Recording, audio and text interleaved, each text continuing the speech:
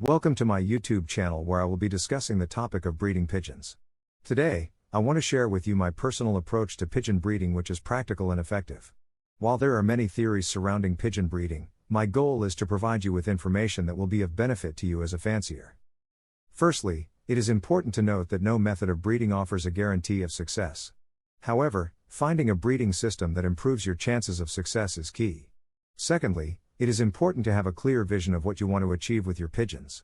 This could be short-distance winners, national marathon winners, good-looking and tractable pigeons, etc. Lastly, keeping records of your breeding activities is vital as it will help you keep track of what you have done and the results of certain activities. If you have decided what you want to achieve with your pigeons, whether it's short, medium, or long distance, and at what level, club, federation, combine, or national, then your ambitions will dictate the type and quality of your stock pigeons. While it is possible to eventually achieve success with average pigeons, continuously using the basket to select your pigeons can take many years. In my opinion, it is better to start with stock pigeons from a proven source. I personally recommend starting with pigeons from a loft that is currently winning at the level you wish to compete at. I also suggest getting pigeons from a fancier that you like and trust, as they can provide a word or two of wisdom that can help towards your success. In addition, it's important to select pigeons that physically conform to your idea of beauty and athletic perfection. Your pigeons will take a lot of your time, so it's better to have pigeons that you admire and in which you have confidence will achieve your racing goals. Personally, I like to see a pedigree that shows performance. I prefer to see ancestors and immediate parents that have won races at federation level or higher. Additionally, I have a standard for the physical type of pigeon I am looking for. They must be pleasing on the eye and have the attributes I think are needed to win races. This is purely subjective, and I subconsciously use many criteria, but I am only aware of a few.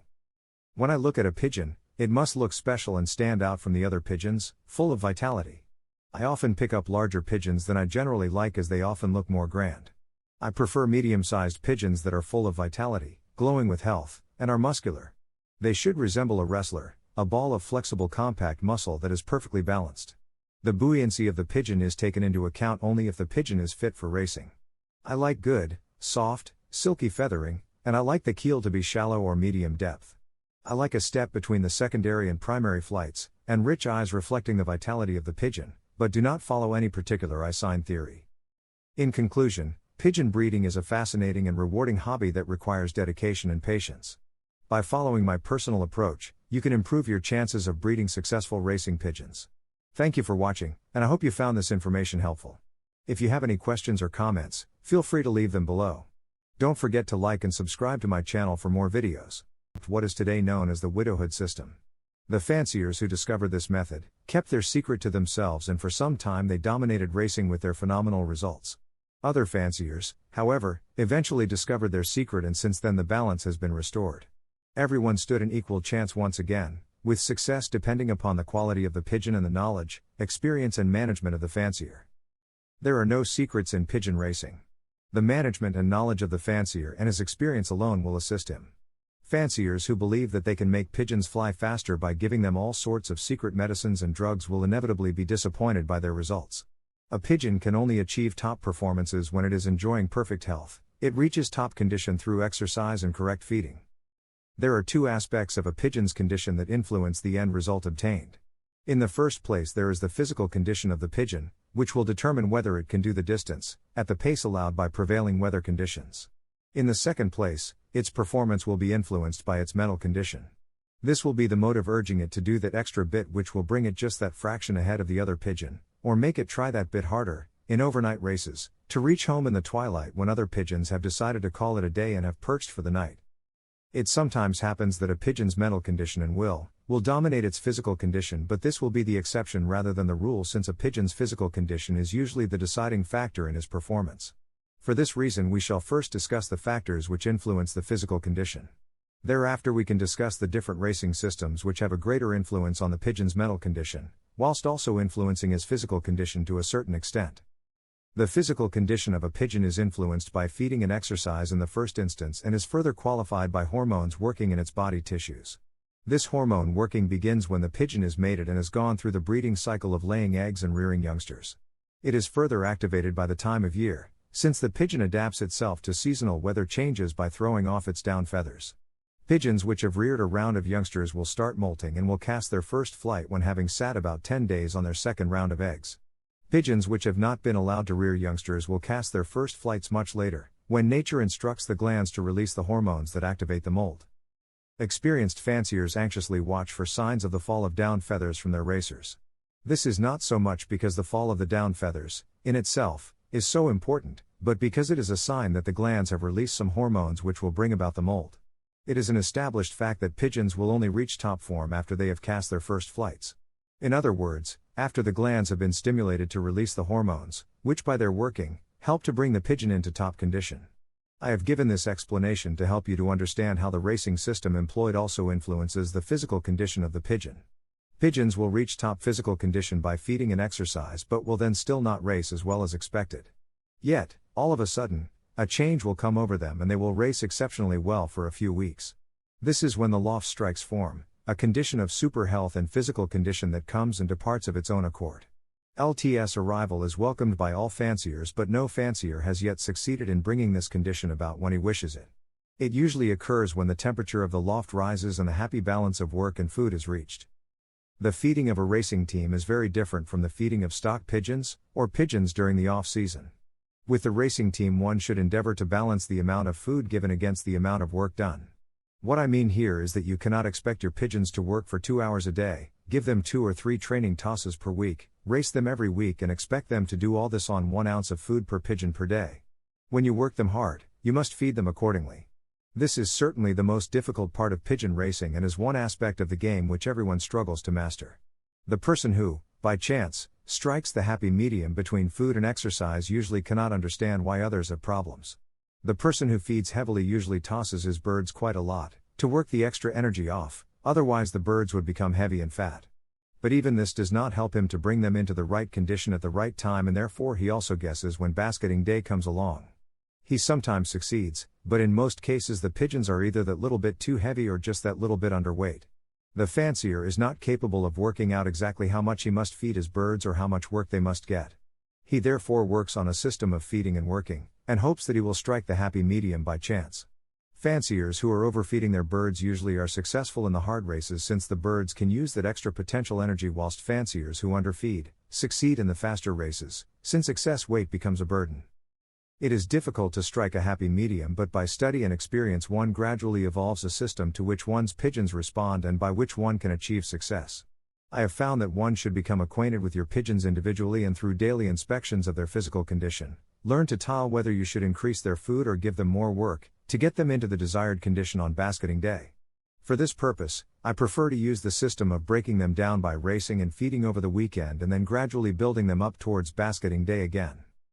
If you handle your pigeons regularly, especially at night time, you will learn to feel what the condition of their muscles is. For this purpose, one takes the pigeon in one hand in the normal way and places the other hand in front with the thumb over the back and the 4 fingers next to the breastbone. By pressing these fingers slightly into the muscles you will feel a certain resistance and with practice will soon be able to tell whether the muscles are swollen with energy or flat and deflated. The best procedure is to handy the pigeon on basketing day and again after the race, when you should be able to feel the difference. The pigeons which have taken part in the race will have deflated muscles as a result of the work, whilst those which have not been raced will feel full and round like an inflated rubber tube. Jules Guillet of Belgium made me acquainted with his purifying mixture on his first visit to the Republic of SA a few years ago. This mixture consists of barley, rice, small sunflower, kaffir corn, dari, and wheat, mixed in equal proportions, with linseed and rapeseed added to taste. This mixture is fed to the pigeons that have not been to the race, while the others are away, and is also given to the racers on their return from the race. Those that have not been to the race would lose condition, by which I mean that their muscles would become deflated, whilst those that have raced would slowly start building up. The pigeons are kept on this mixture for 2 or 3 days and the daily exercise is continued as from the evening after the day of the race. Depending on how hard the race was, you may cut down on the time they exercise. This mixture is called a purifying mixture, which is a direct naming after the work it does. It actually works as a purifier, so that the use of a purgative becomes absolutely unnecessary when this mixture is used. Keen observation will soon prove to you how beneficial the mixture really is, since your pigeons will almost immediately regain their pinkish flesh color, about a day or 2 after the race. Although they will appear to be very hungry when fed on this mixture, they will still exercise when let out, but not as vigorously as when fed on the usual racing mixture. The period which you keep them on this mixture depends entirely upon your working system, but I have learnt through experience that it is possible to calculate exactly how long you must feed your usual racing mixture to have the birds in approximately the same condition each basketing day. You will notice how quickly they built up again when fed on the usual racing mixture, and you will also note an improvement in the way they exercise as basketing day draws closer. By adjusting this feeding system to suit your own training methods, you will find that it is possible to reduce the amount of work given and still have your pigeons in the desired condition on the day of basketing. You will readily appreciate that you can, by these means, control the physical condition of your pigeons at will. Most fanciers are inclined to overwork their pigeons and fail to realize that pigeons sometimes need a rest in order to recover their strength. One must realize that the pigeon's body is not a machine, and that though some fanciers succeed in getting it to work like a machine, they can do so for only a limited period of time. The training methods of different fanciers vary according to the type of pigeon they have. It is therefore essential that you use a system as close as possible to the one used by the fancier or fanciers from whom you acquired your pigeons. You will find it necessary to work your pigeons reasonably hard when you wish to race them successfully over the short distance races. However, they will need more rest when the long distance events come along. Furthermore, it will be necessary to adjust your feeding mixture accordingly. Pigeons will need more energy for the long distance races, and for this reason one should feed more maize when these races are flown. The usual racing mixture should contain at least 60% carbohydrates, but this percentage can be increased to 70% or even 80% when long distance races are flown. It is essential to learn to know each pigeon individually, since no two pigeons are alike and since the quality of pigeons varies so considerably. I mentioned earlier that each fancier is inclined to breed the type of pigeon which responds to his racing methods, but it is also true to say that each fancier has only a few pigeons of outstanding class in his loft. As the secretary of the Pretoria Racing Pigeon Union, I have made a study of the numbers of the pigeons which have flown well for each fancier, when signing the prize certificates at the end of the season. This has revealed that very few fanciers have many birds which have managed to get into the positions given by the union. One usually finds that if a fancier has had 10 positions for the season, that one pigeon has scored 3 or 4 times, with another one scoring twice, whilst the other positions are made up by different pigeons. From this one may deduce that there are very few pigeons of outstanding quality about, or other pigeons would also have scored more often. If the quality of the pigeon is not the deciding factor, then why is it that one pigeon will succeed in scoring more than once, while other pigeons fail to do so?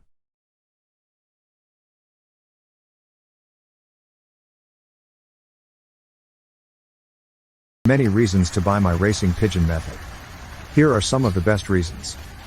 You will get excellent results. It's a very simple system to use. It's affordable. I have had over 400 first prize winners. It's adaptable to any situation.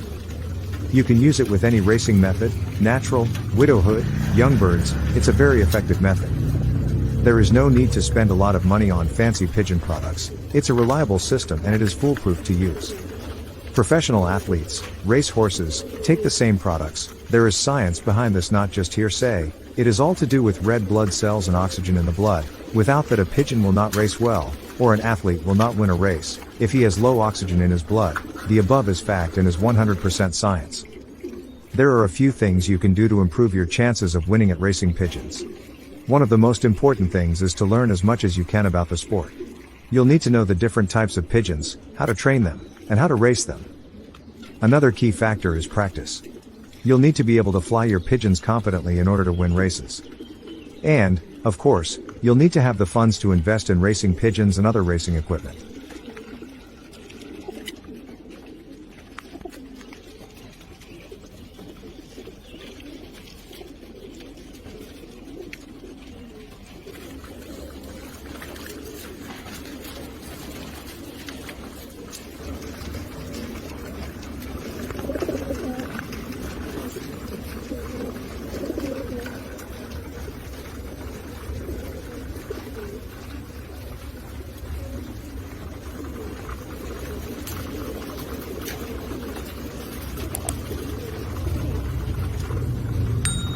Free racing pigeon tips and lots of info. Please subscribe to my YouTube channel. Look at the links and email below. There are many reasons to buy my racing pigeon method. Here are some of the best reasons. You will get excellent results. It's a very simple system to use. It's affordable. I have had over 400 first prize winners. It's adaptable to any situation. You can use it with any racing method, natural, widowhood, young birds. It's a very effective method. There is no need to spend a lot of money on fancy pigeon products. It's a reliable system and it is foolproof to use. Professional athletes, race horses, take the same products. There is science behind this, not just hearsay. It is all to do with red blood cells and oxygen in the blood. Without that, a pigeon will not race well, or an athlete will not win a race. If he has low oxygen in his blood, the above is fact and is 100% science. There are a few things you can do to improve your chances of winning at racing pigeons. One of the most important things is to learn as much as you can about the sport.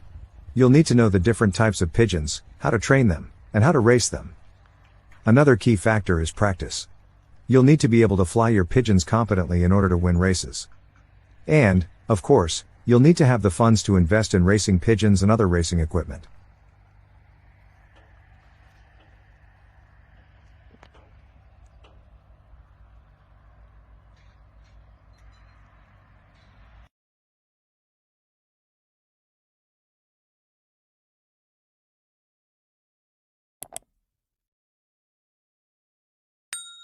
Free racing pigeon tips and lots of info. Please subscribe to my YouTube channel, look at the links and email below.